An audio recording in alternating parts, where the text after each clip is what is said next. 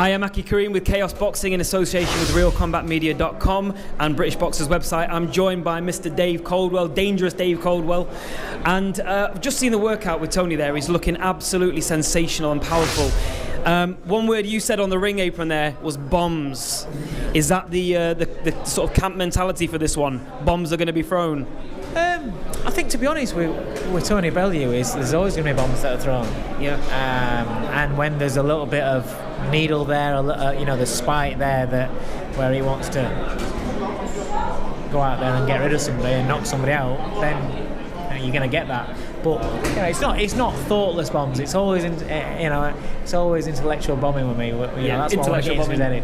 I want to get that into his head, and he's got to be smart when he goes. I don't mind him exchanging. I don't mind him trading, letting go of his bombs. But he's got to have some intellect behind there. He's got to be thinking about what he's doing. Yeah, because in the last fight against Makabu, a lot of it was on pure passion and instinct, it seemed, at the end. He went down in the first round, regrouped himself. Are there some technical angles you're looking at in this fight that's, to bring some more technical sides? There always is. There was in the Makabu fight. The things, it's like he said, the way that he finished him was things that we worked on in the gym, things that he's been practicing day in, day out, and that's what comes out. The passion and everything sometimes can cloud your judgment. Yeah. But you've got to let it go in a little release. But you've got to have some thought about what you're doing. You've got to think about what's coming back the other way. Which is, in the first round, he didn't really think about what was coming back his other way. He got a little bit too carried away with emotion and the drama and wanting to inflict damage that he didn't think about. Oh, hang on, this guy's going to be throwing bombs back at me. Yeah. This is a fight. Two fighters going there punching each other, so you've got to think about what's coming back the other way. Sure. And just bearing that in mind, Flores has never been stopped. If Tony doesn't stop him early, is he conditioned and ready for 12 rounds? Yeah. How many times has he done 12 rounds? He can go 12 rounds. That's not an issue. Against Masanek, who put the pressure on all night. Big strong guy. You saw what he did, how he finished the 12th round. Yeah. He's fit enough to do 12 rounds. It's not about that. It's about it. If he does what we've been working on, and if he does what I want him to do, then there'll be boxing in there. There'll be intelligence that will open up the gaps for the bombs. But then when the bombs drop, then I expect BJ to go. Yeah. Okay. Just a quick question I wanted to ask you. Obviously, boxing is obviously a dangerous sport, and we've had, some tragic news, recently. Do tragic events that happen in boxing affect the way you actually corner a fight?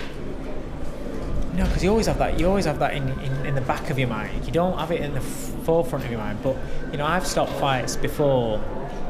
Obviously not on this run as a coach, but early days when I had, I looked after journeymen and people like that. And if you think that they're in too deep, they're not going to win, and they're taking some hammer, and it looks like they're going to start getting hurt. And then you've got to think about pulling them out, and that's you've got to look after a fighter. But that's in the preparation as well. If Price is off this build because he's picked up a bit of a virus. People saying he could have gone in again. He's boxing a little late 6th rounder. Kind of opponent he's getting. He could have gone in and fought. Yeah, he could have. But a viral infection affects you in different ways. If you're going to work, you sat behind a desk and you've got a virus.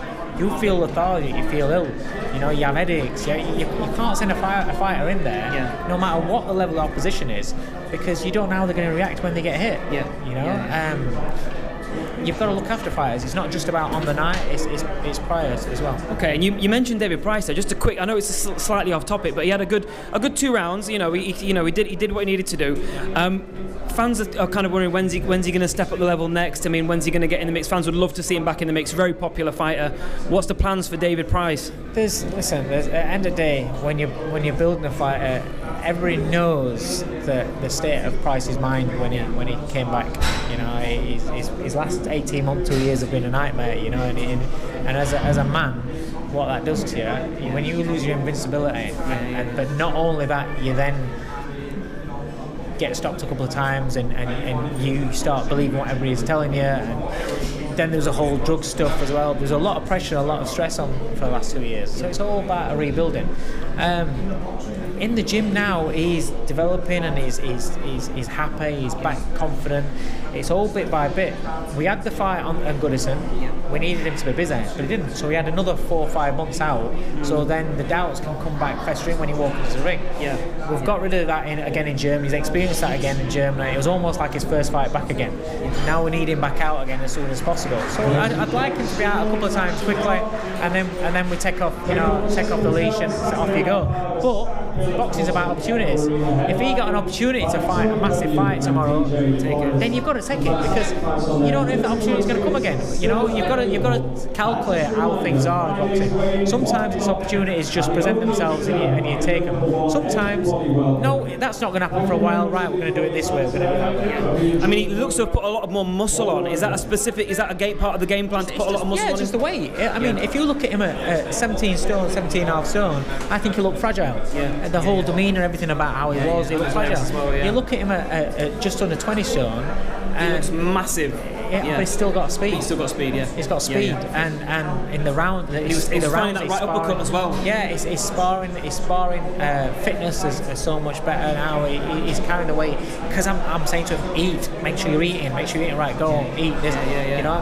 Whereas before, he kind of like struggles to eat and struggles to keep the weight on. Yeah. So we're getting weighed, and you know, typically his weight's about 278. Yeah. If it drops to 275. I know he's a big man, so his weight might. But if it drops to 275, I'll just say, have you eaten this? Have you eaten that? No. Well, make sure you go and eat. You know, take a shake. He's got to have the calories in him, because at this weight, he's taking shots better. He's punching a lot harder, but he's punching with speed. But it looks better and it feels better. That's the most important thing. It feels better. I mean, either way, it's great times for yourself as a trainer. Camp is looking fantastic. We haven't even talked about Jaden McDonald, but I know, of course, you've got some fantastic fighters in your stable, and times are all good, basically, for you.